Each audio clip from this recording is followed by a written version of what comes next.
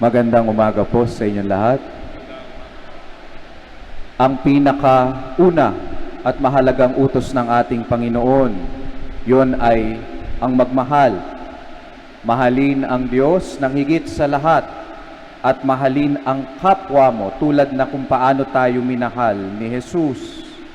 Kakaiba ang utos na ito at marami at malaki ang hinihingi nito mula sa atin. Hindi na po tayo ang basihan ng pagmamahal. Hindi kung ano yung ideya natin ng pagmamahal. Hindi kung ano yung nararamdaman natin kung ano ang pagmamahal. Kung hindi kung paano nagmahal si Jesus. Nung nakaraang 2 linggo, pinag-usapan natin kung paano magpatawad. Bakit? Dahil ganun din magpatawad ang Diyos. Nung nakaraang linggo naman, ang pinag-usapan natin ang kanyang katarungan, kung paanong binibigyan niya ng pansin, ng ekstrang aruga, ang mga nahuhuli, ang mga maliliit, dahil mas kailangan nila iyon, pero hindi ibig sabihin na hindi mahal ng Diyos ang nauna. Pareho niyang mahal ito, pero mas binibigyan niya ng pansin ang mas nangangailangan dahil kailangan nila iyon. Sa lahat ng ginagawa ng Diyos, tayo ay iniimbitahan din na gawin din iyon dahil ganun siya kung paano magmahal, kung paano mahalin ang mga nahuhuli, kung paano mahalin ang mga hindi pinapansin, yung mga akala nila wala na silang pag-asa sa awa ng Diyos. Ngayong linggong ito, iba na naman ang ipinapakita ng Diyos sa atin. Ganun pa rin kung paano magmahal at ay ito kung paano sumunod sa kalooban ng Ama. Obedience, pagtalima. Sa ating unang pagbasa mula sa libro ng propeta Ezekiel, sinasabi doon, bakit parang unfair naman, Lord?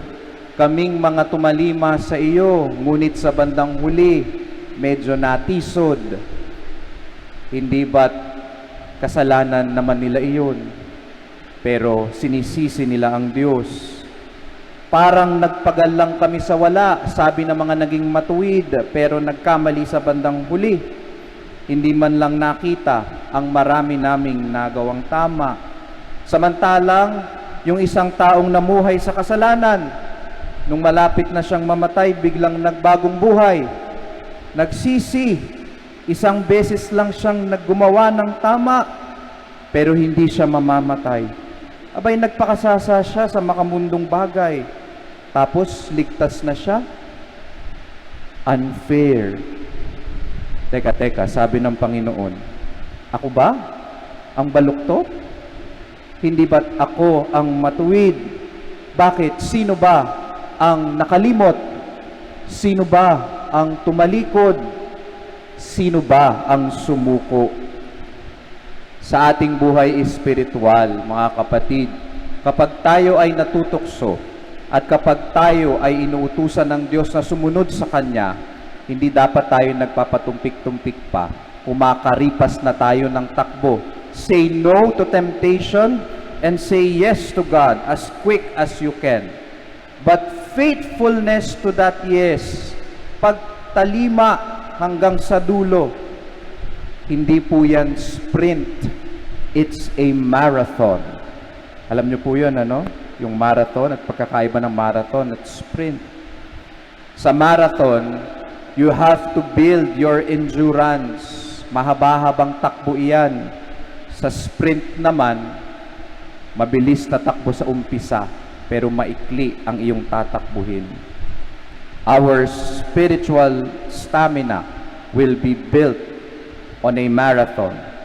We have to say yes and act upon our yes many times bago tayo magkaroon ng endurance. Sa marathon, pwede kang mapagod, pwede kang bumagal, pwede kang mahilo-hilo, pwedeng parang pakiramdam mo, ayoko na. Kasi ang layo-layo, napakahaba ng tatakbuhin. Pero kapag nakita mo na yung finish line, sasabihin mo, naku po, Ang dami pang kailangan takbuhin. Pero kahit na matagal ang pagtakbo natin, at least tayo ay tumatakbo pa rin dahil bandang huli, by the grace of God, kapag na-realize mo na hindi pala malayo pa, malayo na ang narating ko, and you decide to give your all sa bandang huli, at natapos mo ang iyong karera, at least natapos mo. Kapag ikaw naman ay nagbibuild ng spiritual stamina, hindi mo yan makukuha sa isang sprint. Bakit? Dahil ang sprint, you make a run for it.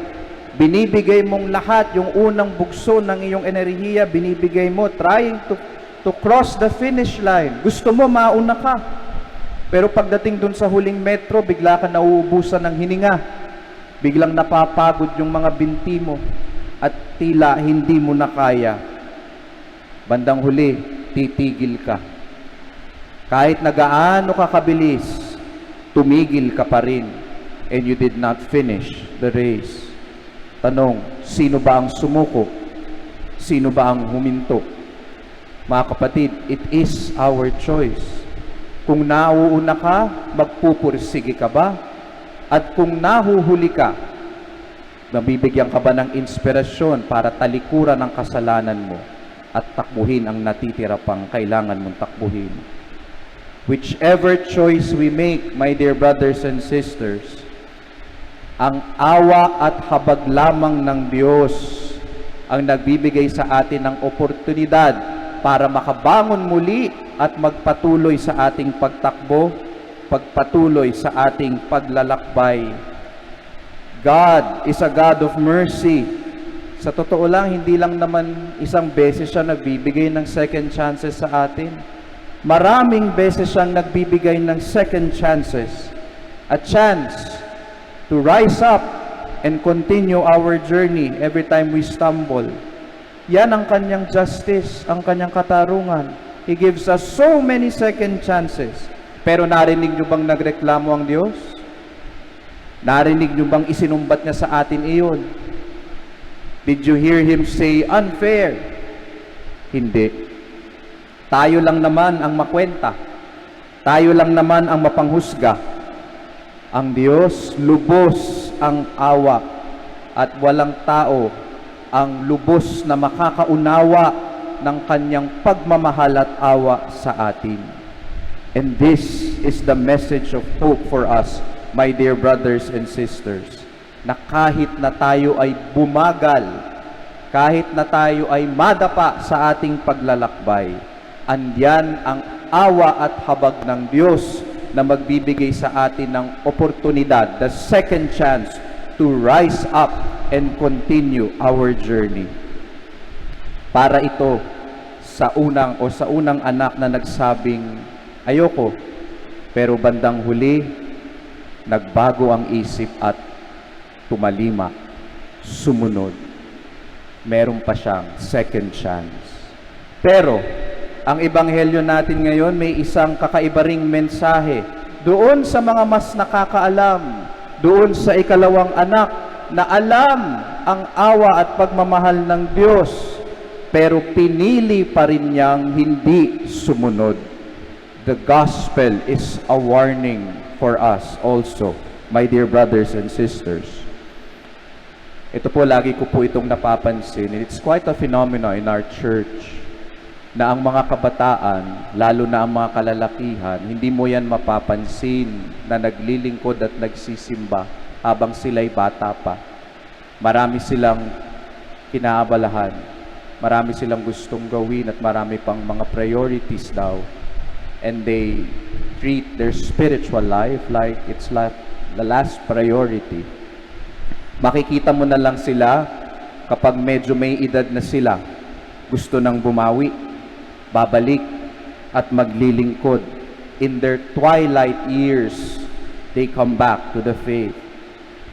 Hindi ko naman po nilalahat, but many are drawn to this illusion, the enemy's tactic, saying that we still have time. Sige, magpaka-enjoy muna kayo. Enjoy the world. And then repent later. Magpakasasa ka muna and then confess later. Nakakatakot po iyon. That is quite dangerous. My fellow sinners, if we still engage in sinful, corrupt practices, sa pagnanakaw, sa pagsisinungaling, in cheating, in manipulating the little ones, yung mga walang kapangyarihan at walang pera, walang impluensya, knowing fully well that these are not the will of the Father, at pinili pa natin gawin dahil sinasabi naman natin, hindi, maawain naman ng Diyos sa bandang huli. My dear brothers and sisters, that is abuse of God's mercy. Oo, mahabagin at maawain ang ating Diyos, but He is a just judge too. It is not a good idea to think that you can live a life of total selfishness now, tapos kapag mamamatay ka, doon ka na lang magbabago. That is such a risk, a gamble. Sabi nga ni Jesus, you do not know the day nor the hour in which the Son of Man is coming. So, such a decision is short-sighted. At sa totoo lang, nakakainsulto yun sa ating Panginoon na alam ang ating kalooban, alam ang ating disposisyon, at alam ang ating puso. We cannot hide anything from Him.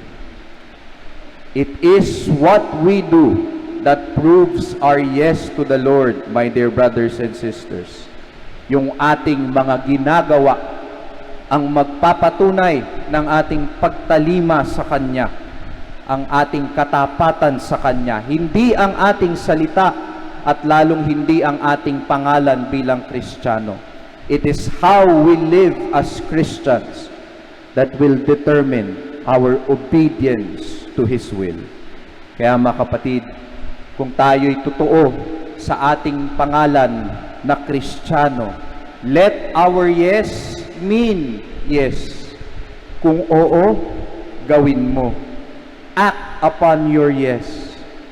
Turn away from sins, talikuran ng kasalanan, and turn to God right away. Obey His will. Huwag nang magpatumpik-tumpik pa. Kailangan nating daanan kung anong dinaanan ng ating Panginoong Jesucristo. The way of the cross. Pero huwag magmadali. It is a marathon. At sa ating paglalakbay, love as how Jesus loved us. Show compassion. Forgive. Be merciful and be just to anyone you meet along the way. Pinakamahalaga, persevere. Be faithful until the very end. Only then can we love as Jesus loved, and only then can we fulfill His greatest commandment. Amen.